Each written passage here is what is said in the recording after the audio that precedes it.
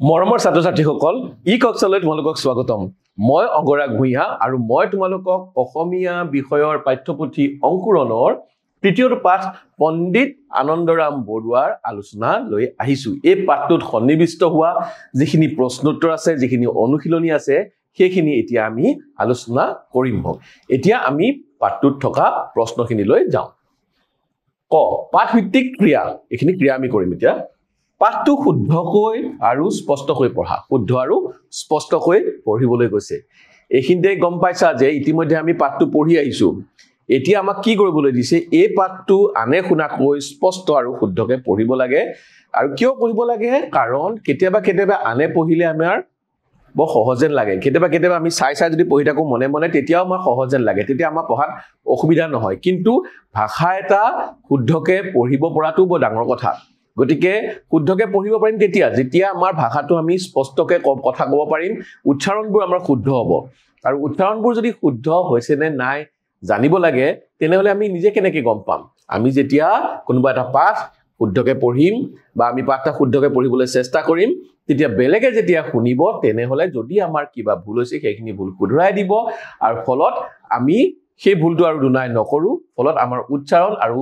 ভাষাৰ স্পষ্ট যিটো কোৱা যিটো আমাৰ গুণটো সেইটো গুণ আমি আহৰণ কৰিব পাৰিম গতিকে এই কামখিনি তোমালোকে ঘৰত নাইবা সমনীয়াৰ লগত একেলগে কৰিবা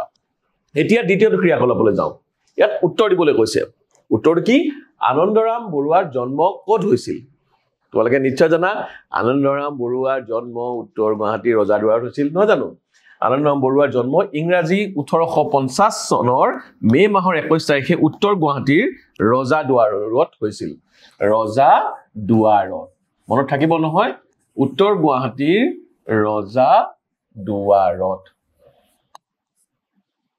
এইখন ঠাইত তেওঁৰ 1850 চনৰ 21 মে তাৰিখে জন্ম হৈছিল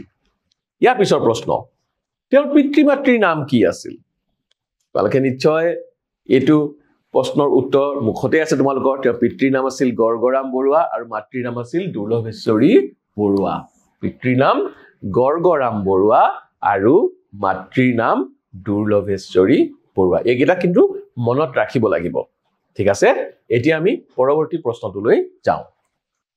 আনন্দৰাম বৰুৱাই কলকাতাৰ কোন কলেজত নাম ভৰ্তি কৰিছিল মনত পৰিছেনে কোন কলেজত নাম ভৰ্তি কৰিছিল ঠিক ধৰিছা তেওঁ কলকাতাৰ প্ৰেসিডেন্সি কলেজত নাম ভৰ্তি কৰিছিল আনন্দৰাম বৰুৱাই কলকাতাৰ প্ৰেসিডেন্সি কলেজত নাম ভৰ্তি কৰিছিল এই প্ৰশ্নটোৰ উত্তৰও তোমালোকৰ বাবে নিশ্চয় কঠিন নহব এতিয়া আমি পৰৱৰ্তী প্ৰশ্নটোলৈ যাওঁ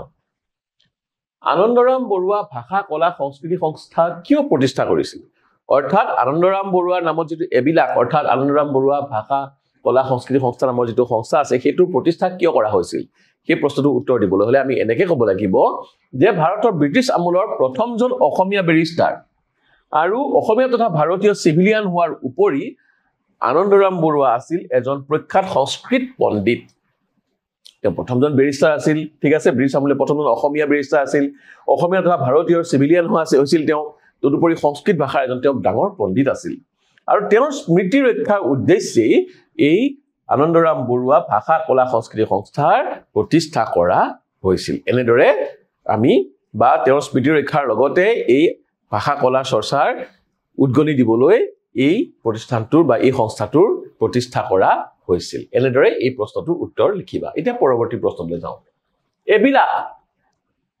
আসলে এবিলাক ABILAC একেলগে ক'লে এবিলাক বুলি ক'ব পাৰি আসলে আসলে এবিলাক নহয় ABILAC ইয়াৰ সম্পূৰ্ণ নামটো ইংৰাজী আৰু অসমীয়াত লিখা মই ইতিমধ্যে কৈছো নহয় Anandaram Barua institute of learning and culture A মানে হ'ল আনন্দৰাম বি হ'ল বৰুৱা আই হ'ল ইনষ্টিটিউট এল হ'ল অফ লেংগুৱেজ এ হ'ল আৰ্ট আৰু এণ্ড তাৰপিছত চি হ'ল কালচাৰ মনত থাকিব নহয় এবিলাক এ মানে আনন্দৰাম বি মানে বৰুৱা আই মানে ইনষ্টিটিউট অফ এল মানে আছে লেংগুৱেজ আৰ্ট এণ্ড কালচাৰ আৰু অসমীয়াত হ'ল আনন্দৰাম বৰুৱা ভাষা কলা সংস্কৃতি সংস্থা মনত থাকিব নহয় আৰু মনত নাথাকিলে তোমালোকে আসলতে এটা AB লেখা লগে লগে আনন্দৰাম বৰুৱা আহিয়ে যায় বাকিখিনি আৰু ইনষ্টিটিউট অফ LAC আছে LAC গমে পাইছা নহয় লেংগুৱেজ আৰ্ট এণ্ড কালচাৰ ঠিক আছে এনেদৰে লিখিলে প্ৰশ্নটো উত্তৰটো হ'ব এতিয়া আমি পৰৱৰ্তী প্ৰশ্নটোলৈ যাওঁ ইয়াত কৈছে তলত দিয়া পুথিসমূহৰ পৰা আনন্দৰাম বৰুৱাই ৰচনা কৰা পুথিসমূহ বাছি উলিয়াই লিখা ইয়াত 11খন পুথিৰ এখন তালিকা দিয়া আছে কৌটিল্যৰ অৰ্থশাস্ত্ৰ প্ৰাচীন ভাৰতৰ ভূগোল ভৱভূতিৰ মহাবীৰ চৰিত ইংৰাজী সংস্কৃতি অভিধান মহাভাৰত উচ্চ সংস্কৃত ব্যাকৰণ সৰস্বতী কণ্ঠাৱৰণ ভাগৱতৰ দশম স্কন্ধ সংস্কৃত ভাষাৰ বৃহৎ ব্যাকৰণ সংস্কৃত শিক্ষাৰ্থী সহচৰ আৰু নামঘোষা এটা মই তোমালোকে এটা বুদ্ধি দিওঁ বুদ্ধিটো কেনেকুৱা যে ইয়াত তেওঁ নিলিখা কেইখন প্ৰথমতে উলিয়াই লোৱা লিখাখিনি ওলাই যাব নামঘোষা তেওঁ লিখা নাছিল গতিকে নামঘোষাটো আমি কাটি দিলো ঠিক আছে তাৰপিছত ভাগৱতৰ দশম স্কন্ধ তেওঁ লিখা নাছিল গতিকে আমি সেইটো কাটি দিব পাৰো নহয় জানো তাৰপিছত মহাভাৰত তেওঁ লিখিছিল নাই লিখা তাৰপিছত কৌটিল্য অৰ্থশাস্ত্ৰ নামটোতে আছে কৌটিল্য অৰ্থশাস্ত্ৰ কৌটিখন লিখিছিল কৌটিল্য লিখিছিল মানে চাণক্য লিখিছিল গতিকে এইখন নহয় আৰু এইখন নহয় বাকি গোটেই কিখন আনন্দৰাম বৰুৱাই লিখা গ্ৰন্থ বুলি আমি জানোৱেই তোমালোকে এনেকুৱা কাম সহজ কৰিবলৈ হলে যিকেইখন নহয় সেইখন কাটি কাটি গৈ থাকিলে বাকি কিখন ওলাই পৰে আচলতে নহয়নে এতিয়া আমি আনন্দৰাম বৰুৱাই লিখা গ্ৰন্থকেইখন নাম কেইটা একবাৰ চাওঁ প্ৰাচীন ভাৰতৰ ভূগোল ভৱভূতি মহাবীৰ চৰিত ইংৰাজী সংস্কৃত অভিধান উচ্চ সংস্কৃত ব্যাকৰণ সৰস্বতী কণ্ঠাভৰণ সংস্কৃত ভাষাৰ বৃহৎ ব্যাকৰণ আৰু সংস্কৃত শিক্ষাৰ্থী সহচৰ এইকেইখন হৈছে তেখেতে লিখা পুথিৰ নাম তোমালোকে প্ৰশ্নটোৰ উত্তৰ নিশ্চয় কৰিব পাৰিবা মই আকৌ কৈছো নামঘোষাখন কাটি দিবা ভাগৱতৰ দশম স্কন্ধ কাটি দিবা তাৰপিছত কৌটিল্য অৰ্থশাস্ত্ৰ কাটি দিবা নহয় জানো আৰু কিহন থাকিল আৰু এখন কি আছিল কৌটিল্য অৰ্থশাস্ত্ৰ ভাগৱতৰ দশম স্কন্ধ নামঘোষা এইকেইখন তেওঁ লিখা নহয় আৰু মহাভাৰত এইখনটো লিখা নহয় বুলি আমি সকলোৱে জানো সেইখন কাটি দিলেই তেখেতে লিখা গ্ৰন্থকেইখনৰ নামটো আমি পাই যাওঁ এতিয়া আমি পৰৱৰ্তী প্ৰশ্নটোলৈ যাওঁ আনন্দৰাম বৰুৱাই ICS পৰীক্ষাত উত্তীৰ্ণ হোৱাৰ পাছত বিলতত হোৱা বয়সৰ বিতৰ্কত মিষ্টাৰ গ্ৰেণ্ড-ডাফে দিয়া মন্তব্যটো নিজৰ ভাষাত লিখা তেখেতৰ বয়স কম আছিল কাৰণে বহুতে এটো তুমুল বিতৰ্ক হৈছিল যে তেখেতক পৰীক্ষাত অৱতীৰ্ণ হ'বলৈ দিয়া হ'বনে নহয় কাৰণ তেখেতৰ বয়সটো বহুত কম আছিল কিন্তু মিষ্টাৰ গ্ৰেণ্ড-ডাফে তেওঁৰ সপক্ষে উকালতি কৰিছিল অৰ্থাৎ তেওঁৰ সপক্ষে তেওঁ যুক্তি দৰ্শাইছিল আৰু যুক্তি দৰ্শাই তেওঁ কি কৈছিল যে মিষ্টাৰ গ্ৰেণ্ড-ডাফে যুক্তি দৰ্শাইছিল যে আনন্দৰাম বৰুৱাৰ ক্ষেত্ৰত পৰীক্ষাৰ অন্তৰ্নিহিত উদ্দেশ্যলৈ গুৰুত্ব আৰোপ কৰা উচিত অৰ্থাৎ পৰীক্ষাটো কিয় পাতিছে পৰীক্ষাটো পাতিছে কোনো এটা বিশেষ কামৰ কাৰণে কোনোবা এটা পৰীক্ষা এটাত কোনোবা এজন বিশেষ কামৰ কাৰণে এজন লোকৰ জ্ঞান যাতে আৰু যোগ্যতাৰ আমি পৰিচয় পাওঁ বা যোগ্যতাৰ উমান পাওঁ সেই কাৰণে পৰীক্ষাটো পাতিছে গতিকে তেওঁৰ বয়সৰ কথা যদি তাত বৰ বেছি গুৰুত্ব পোৱা উচিত যদি তেওঁ যোগ্য হয় যদি তেওঁ জ্ঞান আছে যদি তেওঁ দক্ষতা আছে তেনেহলে তেওঁ নিশ্চয় পৰীক্ষাত পাছ কৰিব উত্তীৰ্ণ হ'ব গতিকে কৈছে যে পৰীক্ষাৰ অন্তৰ্নিহিত উদ্দেশ্য ভিতৰুৱা উদ্দেশ্যটোলৈ আমি মন কৰিব লাগে মিষ্টাৰ গ্ৰেণ্ড-ডাফে কৈছিল যে আমি পৰীক্ষা যেটো পাতিছো পৰীক্ষাটোৰ ভিতৰুৱা উদ্দেশ্যটো কি সেই কথাটো আমি মনত ৰখা উচিত আৰু ব্ৰহ্মপুত্ৰ উপত্যকাৰ দৰে দূৰৱৰ্তী অঞ্চলৰ পৰা অহা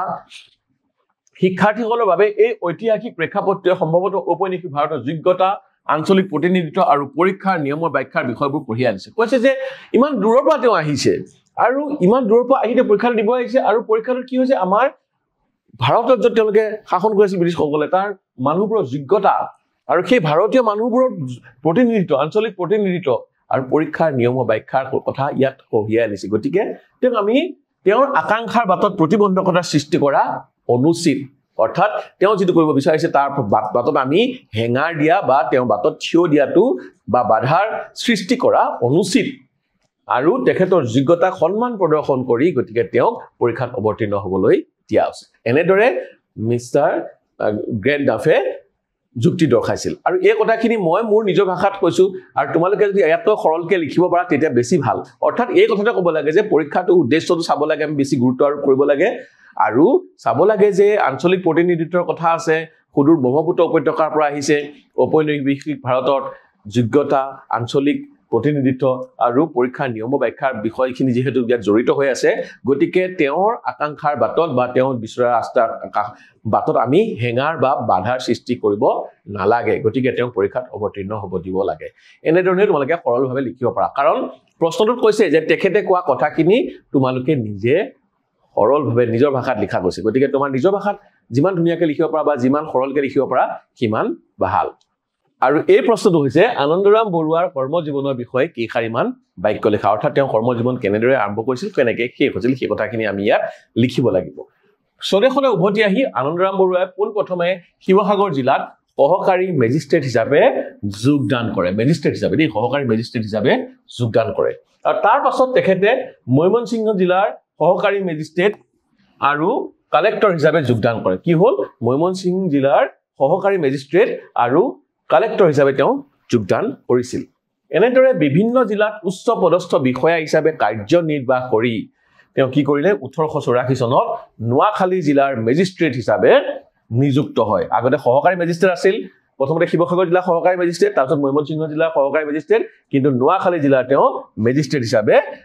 নিযুক্ত হয় প্ৰথমতে সহকাৰী আছিল তাৰপিছত মেজিষ্ট্ৰেট হিচাপে নিযুক্ত হয় নোয়াখালী জিলাত থাকোতে তেখেতে বংগদেশৰ উন্নয়নমূলক কাম কৰাৰ উপৰি তাত এটি গুৰুত্বপূৰ্ণ কাম আৰম্ভ কৰে বংগদেশৰ উন্নয়নৰ কাম কৰাৰ লগতে আৰু এটা গুৰুত্বপূৰ্ণ কাম আৰম্ভ কৰে অসমৰ দৰে বংগদেশতো ভাষাৰ ভিন্নতা আছিল বংগদেশ অসমত যেনেকুৱা ভাষাৰ বেলেগ বেলেগ ঠাই মানুহে বেলেগ বেলেগ ধৰণে কথা কয় বংগদেশতো তেনেকুৱা ধৰণৰ ভাষাৰ ভিন্নতা আছিল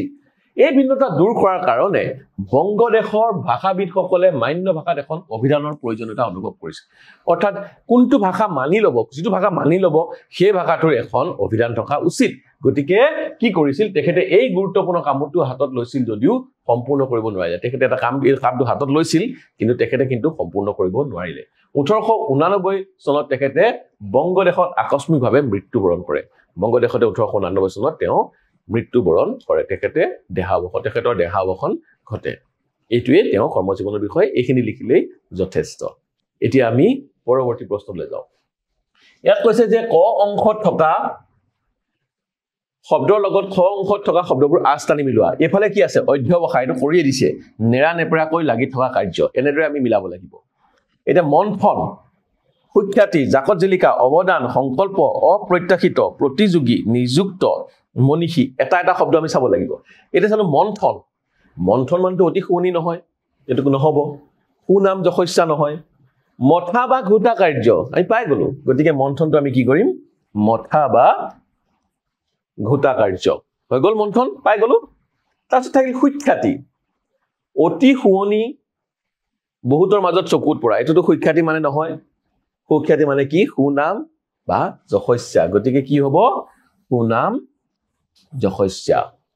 ইয়াৰ পিছত আছিল জাকত জিলিকা নামটোতে শব্দটোতে ইয়াৰ অৰ্থই আছে জাকত জিলিকা জাকৰ মাজত জিলিকি থাকে গতিকে ইয়াত ক'ত আছে অতি শুৱনি বহুতৰ মাজত চকুত পৰা এইটোৱে নহয় জানো জাকত জিলিকা বহুতৰ মাজত চকুত পৰা জাকৰ মাজত জিলিকি থাকে গতিকে এইটো হ'ব অতি শুৱনি বহুতৰ মাজত চকুত পৰা তাৰপিছত অৱদান এই প্ৰথম তিনিটাটো হৈ গ'ল গতিকে তাৰ পিছৰ পৰা চাওঁ প্ৰতিদ্বন্দ্বী নহয় আশা নকৰা নহয় কামত লগোৱা কামত নিযুক্ত কৰা নহয় জ্ঞানী নহয় কোনো কাম কৰিবলৈ দৃঢ় ইচ্ছাক অৱদান বুলি নকয় অৱদান মানে হৈছে বৰঙনি বা অৰিহণা যেটো আগবঢ়ায় গতিকে অৱদান মানে কি হ'ব বৰঙনি বা অৰিহণা তাৰ পিছত থাকিল সংকল্প সংকল্প মানে তোমালোকে জানা প্ৰতিজ্ঞা বা কোনোবা কাম এটা কৰিবলৈ যে মনত যদি আশা দৃঢ় আশা থাকে সেইটোই আৰু সেইটো আছে কিয়াত ক'ত ইয়াত কোনো কাম কৰিবলৈ দৃঢ় ইচ্ছা গতিকে কি হ'ব সংকল্পটো ইয়ালৈ যাব তাৰ পিছত থাকিল অপ্ৰত্যাশিত যেটো প্ৰত্যাশা কৰা নাযায় তাক কোৱা হয় অপ্ৰত্যাশিত আৰু প্ৰত্যাশা মানে কি আশাৰ পৰা আহে প্ৰত্যাশা গতিকে আশা নকৰাটো আমি ইয়াত পাইছো নে এইটো চোৱা অপ্ৰত্যাশিত আশা নকৰা তাৰপিছত প্ৰতিযোগী এতিয়া আমাৰ ভাত খানা কমে আছে কেইটামান প্ৰথমতে কৈছে প্ৰতিদ্বন্দ্বী এইটোতো প্ৰতিযোগী বোলে যি প্ৰতিদ্বন্দ্বিতা কৰে সেই প্ৰতিযোগিতা কৰে গতিকে প্ৰতিযোগীটো হ'ব প্ৰতিদ্বন্দ্বী তাৰপিছত থাকিব নিযুক্ত নিযুক্ত মানে হৈছে তেওঁ কামত নিযুক্তি দিয়া হয় বুলি কৈছিল নহয় কামত তেওঁ মকৰল কৰিছিল বা কোনো কামত লগোৱা কামত নিযুক্ত কৰা গতিকে এইটো হ'ব নিয়োগ কৰা গতিকে এইটো হ'ব নিযুক্ত শেষত থাকিল মনীষী আৰু আমাৰ ইয়াত বাকি ৰল কি জ্ঞানী গতিকে মনীষী শব্দটো যদি অৰ্থ আমি যিখন নজনাও আছিল তেওঁলোকৰ কাৰণে সহজে হৈ পৰিল কাৰণ এফালে বাকি ৰল এটা এফালে বাকি ৰল এটা গতিকে মনীষী মানে যে জ্ঞানী আমি